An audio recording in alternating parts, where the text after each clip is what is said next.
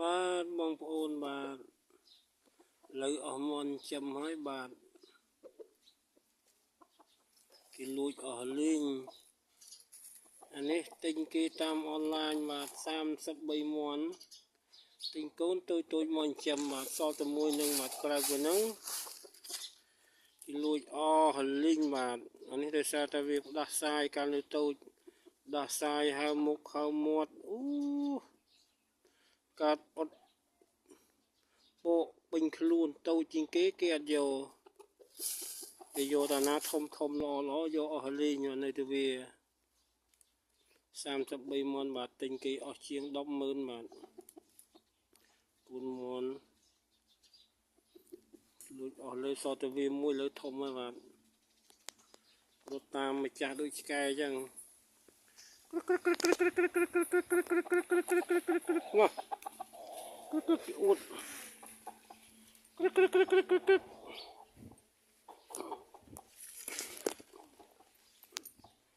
ធ្វើពូជមន់ស្រែស្ទៀវ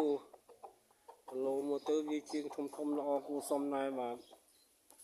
រំវាអស់ធំទៅអាចគីឡូ30ជាងអីទៅគីឡូ30លើសទៅ3គីឡូជាងអីទៅវាអាចធ្វើពូជជន់មេបានហើយបាទ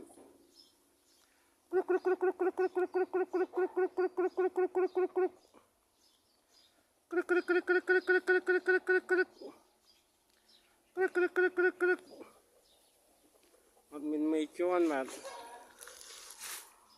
មានមេព្រៃបាទតូចអត់ទាន់មុំជន់នេះមេមន់ព្រៃនេះស្ទៀវតូច2ហើយមេដល់ពងហើយ1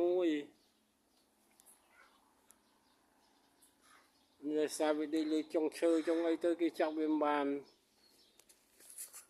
មួយព្រៀងដែរសាំងតាមនេះទេនេះដោយសារវាឈឺពេកព្យាបាលវារហូតតាមវាឈឺរ៉ាំរ៉ៃរហូតដល់ជាទម្លាក់ព្រូនដាក់បញ្ចុកក្របធំធេតធំអីទៅវារក្សាល្អិតវាខ្លួនទៅឃើញតែឆាប់ធំលឿនដែរគូសំឡូវាយជា20ឯងលើកទៅធ្ងន់ដែរ2គីឡូហើយមកទៅ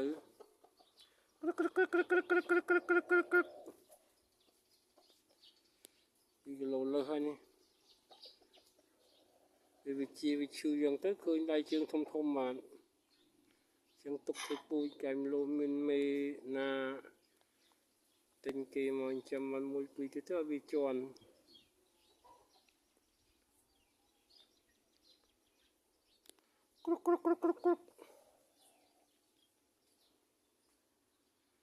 បាទទីតាំងចំមន់គឺថាមកបេនត្មងទីវាធំណាស់បាទនៅឆ្ងាយពីភូមិគេដែរប៉ុន្តែម្ចាស់ជាប់ធ្វើការយើងចំមន់ទៅពេលចឹងទៅអ្នករត់ត្រីឬអត់ចាយមកឃើញមន់ទៅវាចិត្តតែខ្វាករឿងទ្រព្យរបស់គេលួចមានសល់មានអីទេទីអស់ហើយ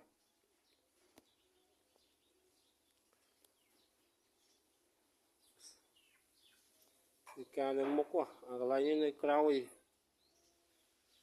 ចឹងគេងាយនឹងយកណាមួយមន់ខ្ញុំចាំនេះវាសាំងណាមន់សាំងវាចឹងវាអត់ខ្លាចមនុស្សងាយនឹងស្រួលគេចាប់យកបាទនេះ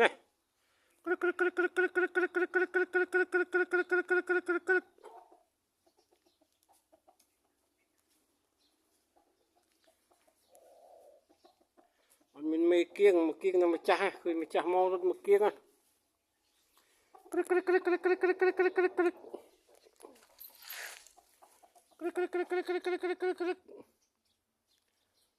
អានេះមិនមែនជាមន់បាក់សីគេឡាយទេបាទគឺមន់ស្រែតែម្ដងបាទមន់ស្រែ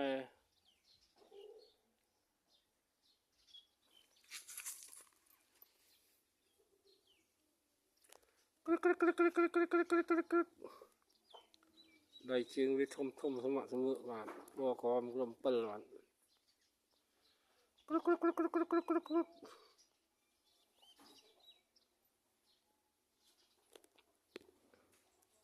បាទសូមអរគុណសូមជម្រាបលាបងប្អូន